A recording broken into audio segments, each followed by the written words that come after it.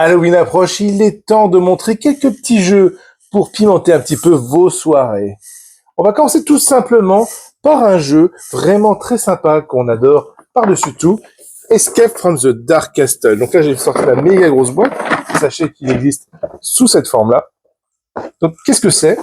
Déjà, un jeu avec une esthétique, comme vous avez pu remarquer, très sombre, monochrome, où l'idée, c'est de commencer dans un donjon.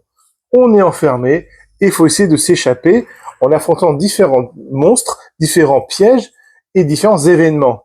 Dans le jeu de base, ça va être assez simple. Et après, au fur et à mesure avec les extensions, vous allez recevoir plus en moins des compagnons ou d'autres sorts un peu étranges qui vont pimenter un peu de votre jeu.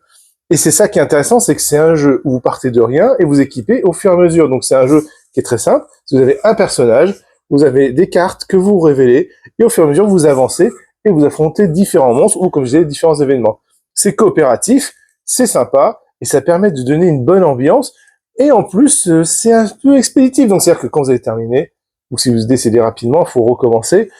Et donc ça donne envie à de nouvelles quêtes, des nouvelles façons de jouer, des nouvelles stratégies. Vraiment, Dark Castle, c'est vraiment un jeu très simple. Si vous n'êtes pas en trop grande communauté, jusqu'à 5 joueurs, c'est plutôt intéressant. Après, si on bascule sur quelque chose un peu plus d'ambiance, on va passer simplement à Loup-garou, mais pourquoi pas une version différente, l'Assemblée des vilains. Oui, en fait, Disney avait fait une sorte de collab avec Loup-garou.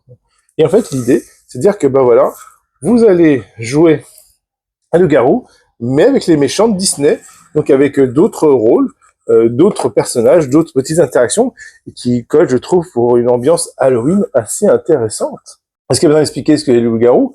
En fait, les loups-garous, c'est un jeu de rôle caché, où il y a des loups, des villageois, et le but, aux loups, c'est d'éliminer tous les villageois, c'est de survivre aux loups tout en les démasquant.